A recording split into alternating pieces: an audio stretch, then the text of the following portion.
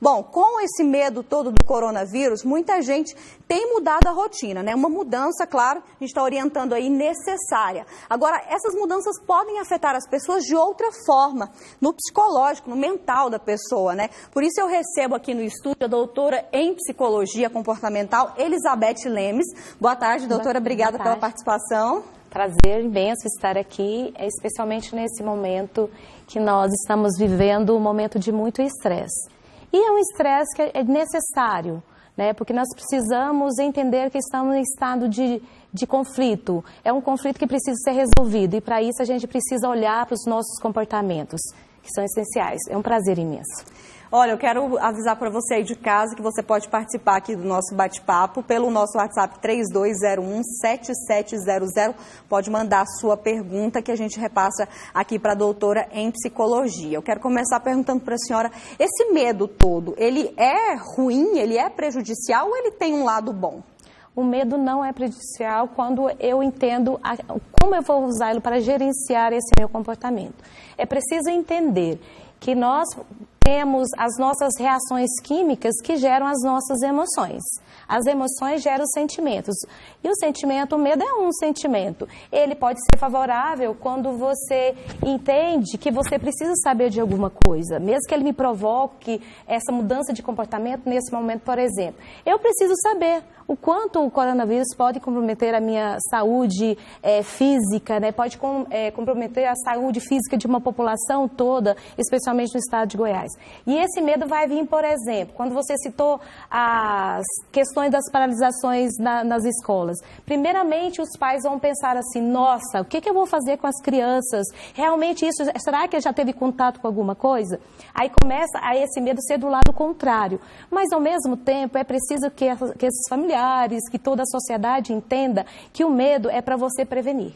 O que é ruim é o pânico, então. Isso, estado de pânico, é exagero, o desequilíbrio. Quando a gente fala, o medo faz parte dos sentimentos, que está na área do comportamento, compõe-se o estresse, região de estresse. O estresse, ele é importante para o ser humano, que te provoca, ele faz você ficar vivo, mas é importante, que equilíbrio que é esse? Então, o pânico, o exagero, dizer assim, tem pessoas que é preciso ler menos sobre o assunto, tem pessoas que precisam ler mais, é preciso, nesse momento, então, ter o autoconhecimento, o quanto eu preciso saber e o quanto eu não preciso saber. Doutora, e esse estresse todo, ele acaba abaixando a imunidade da pessoa, né? E pode provocar outras doenças. Nós chamamos que o estresse, ele tem alguns quadrantes. O primeiro quadrante é físico, ele atua na sua parte física. Se eu levei aquele choque, alguma coisa mudou a minha rotina, no caso, nós temos que mudar, e não é por escolha, é por decisão. No caso, uma paralisação mesmo de várias situações no estado de Goiás, eu tenho que parar. Então, a primeira coisa, eu vou ter aquela tensão. Ela vem muscular, ela vem dor de cabeça. Como que eu vou deixar meu filho com quem? Meus pais, meus avós, meus tios. Aí, então, é o primeiro físico. O segundo, ele vai alterar a sua parte mental, porque eu preciso gastar mais energia. O ser humano tem uma quantidade de energia adaptativa, mas se eu gasto muito, aí eu começo a adoecer. Eu começo a usar mais a minha parte mental e isso vai gerar alternância de comportamento para um lado negativo e alterar muito a minha parte emocional. Que tipo de doença, por exemplo, pode surgir por causa disso? A ansiedade. Às vezes eu quero saber mais do que eu deveria saber. E agora, nesse momento de bastante redes sociais, acesso às notícias, notícias verdadeiras, notícias não verdadeiras, que é as fake news, nós estamos vivendo uma situação de um vírus que realmente está instalado. A gente precisa entender que não é medo saber que ele está instalado no mundo inteiro. É uma pandemia, isso é uma pandemia, é real. Eu preciso saber, mas o quanto eu preciso saber disso? Eu preciso verificar as verdades e para isso vai trazer o meu equilíbrio emocional. Queria registrar a participação aqui da Laiane, lá do setor Bela Vista. Ela conta que está bastante preocupada com o filho dela. É uma das situações que a senhora até chegou a mencionar. Ele tem 8 anos, é muito ativo e agora vai ter que ficar em casa sem aula.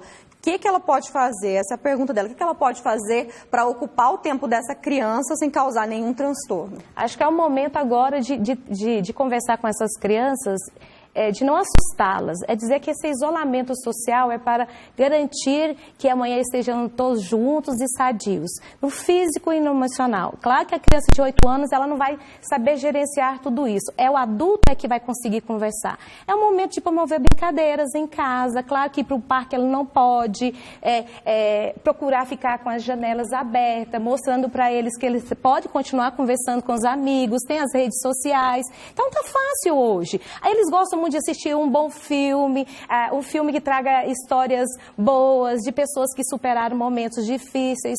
É o momento de fazer isso com as nossas crianças. Tem outra participação aqui do João Pedro, lá de Trindade. Ele pergunta se existe uma forma de controlar essa tensão que todo mundo anda sentindo, né? A gente vai no supermercado, vai na padaria, qualquer lugar que você vai, hoje em dia todo mundo só se fala nessa doença. Então, existe alguma forma de controlar essa tensão que está no ar? Claro que pode acontecer essa tensão no meio do dia, mas vamos pensar no primeiro momento de que você levanta, que você acorda.